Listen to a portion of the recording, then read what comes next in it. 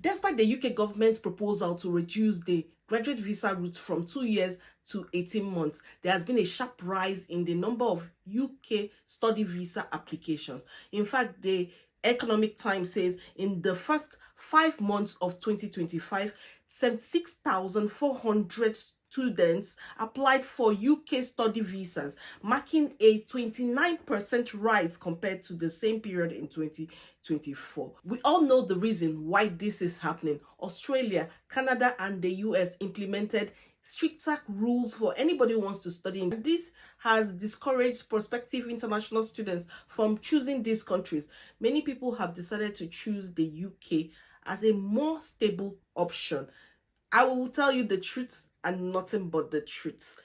If you want to study in the UK and you know that you sold your ancestral land to be able to afford the tuition, please do not sell your ancestral land. But you know what I mean. You are your parents' pension. You want to fill in skills shortages in the UK, which means that if you study in the UK, it's an investment, and you want to get a graduate level job, not a care job, a graduate level job once you complete your studies, so that you can actually, achieve ILR in 5 years. It might be one of the goals, or reduce the number of years you spend on ILR. You don't want to spend 10 years to get that ILR. Then watch this video to the end. I'm going to share some critical strategies that you need to implement, some professions that you need to pursue so that you can increase your chances of achieving this goal. By the way, if you are meeting me for the first time, my name is Cynthia.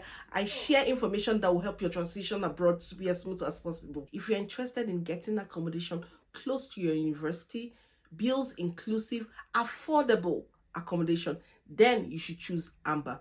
Amber is a platform that you can use to access accommodation in close to 800 universities all over the world. They are in 250 global cities. And let me tell you something, this platform is so easy to use.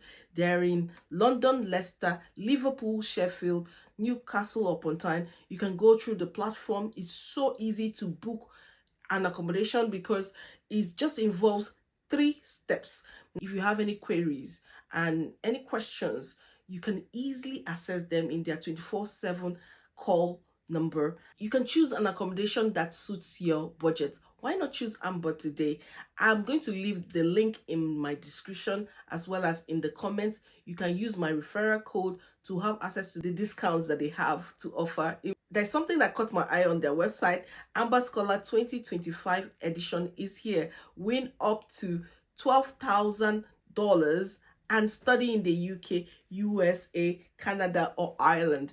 So why not take advantage of this opportunity? You can never tell, you might win something. Anyway, without wasting time, let's get into this video. In May 2025, the UK government announced the white paper. It's so important for you to understand what this white paper proposal is and how it would affect you. In that particular white paper, they announced that they were going to reduce the graduate visa route from 2 years to 18 months. They also said they want students to switch to a skilled worker visa in an option that is a graduate level job, not a care job or any job that is below RQF level 6. So what this means for you is that when you are choosing a course to study in the UK or a master's, then you should choose the one that is in a skills shortage, that is a gap in the UK that you want to fill. This should be something you should consider if you want to actually stay back or pursue a graduate visa route after you complete your studies. So that's why I'm going to share with you 8 top professions or sectors that you should pursue an education in, so you don't waste your time investing a lot of money and end up not getting anything when you stay in the UK. I don't want that for you. The first sector I have is the IT and engineering sector. In fact, recently, MAC, which is the Migration Advisory Committee, announced that this particular sector contributes a lot to the UK economy. And they were saying, do not introduce any restrictions here.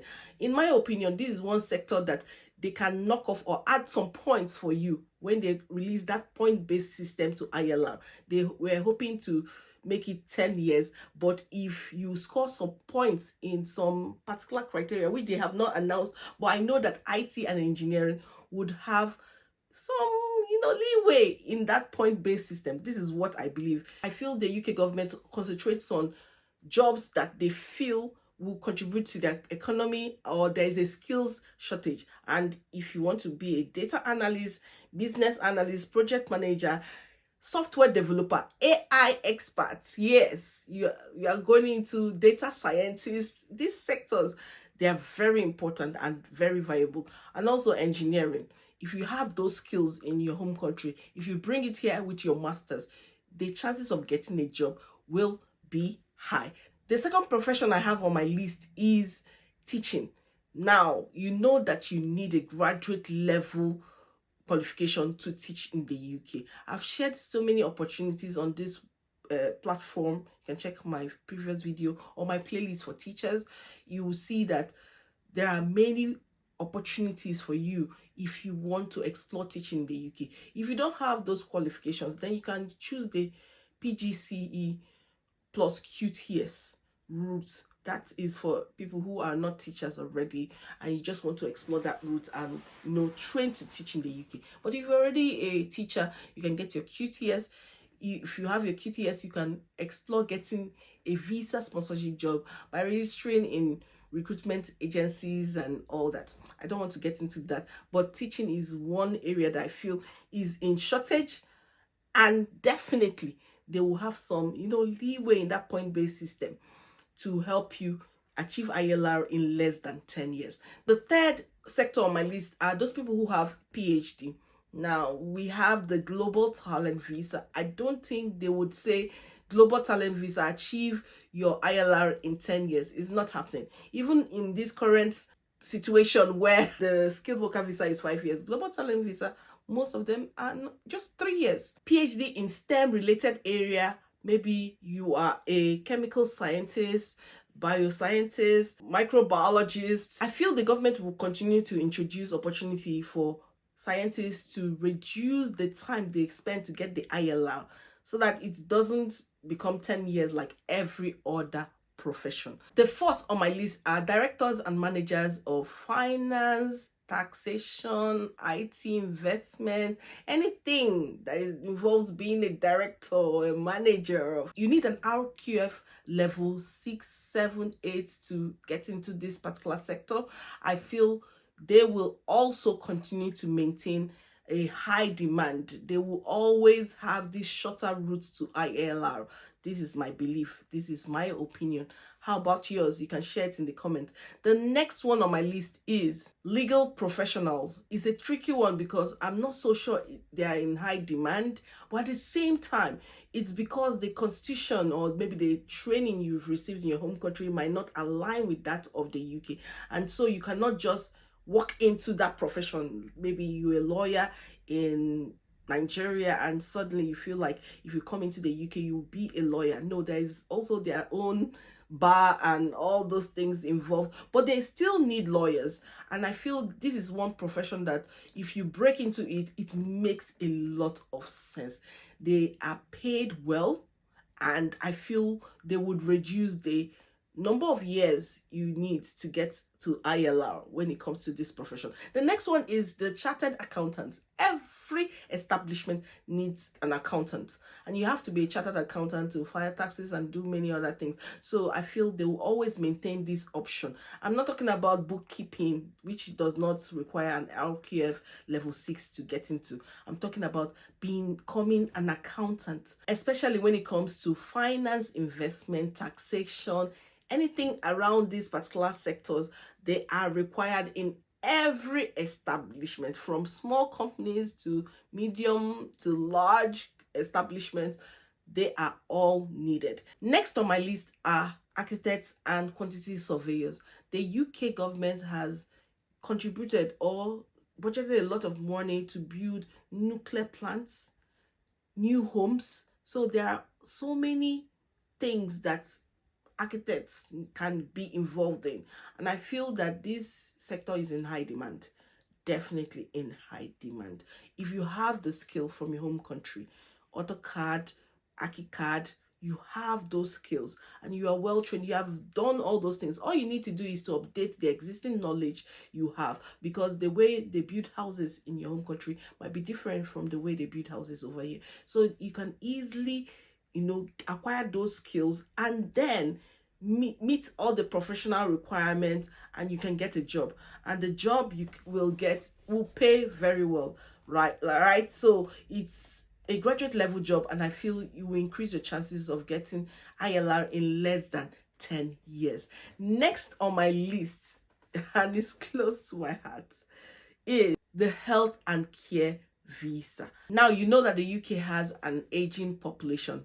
13% are above the ages of 60, and they have complained about low birth rates. So what does that tell you?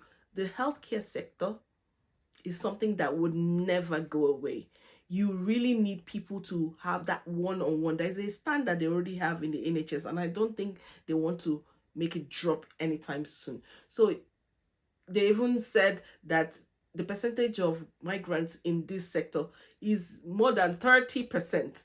And the way I see it, it's not going to end, because this is one sector that they have 12-hour shifts. Some of the professions are not well paid, unlike in the US, and so it's not so attractive for people who are British or who have ILR to get into, and that is why they will always rely on foreign workers until something has to be done to attract those people who are British, get the kids when they are young, to get into this profession. Until that happens, I don't see them not relying on migrants. Now, with the recent change that they have, I know many people are interested in getting into care. The way the government wants to introduce this proposal in the white paper, they don't want graduates or people who pursue a BSc or masters to get into care. They want care to be under the temporary list, and it means that if it is there, you won't get your ILR.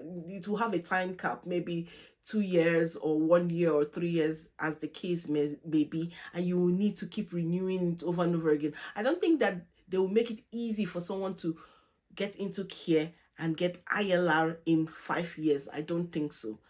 They want to reduce the number of people getting ILR through care, and I feel that is my opinion. And I feel that you should target graduate level jobs. But if you must get into care, then get into the NHS, where there is career progression.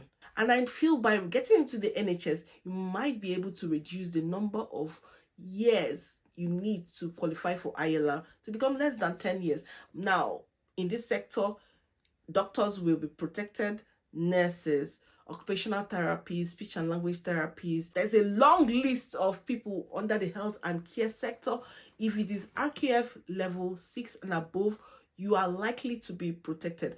But if you require an RQF level 3, 4, 5, you're less likely to achieve ILR in 5 years. So which occupation do you think I should have mentioned in this list? Please write it in the comment below. Like I told you, this is my top 8. There might be others out there, but if you feel there's anyone that I'm missing, put it down there. Shout out to Amber for sponsoring this video. Remember to use the referral link. It's going to be in my description as well as in the comment to take advantage of the student discounts that they have this period. I'll see you in my next video. Bye-bye.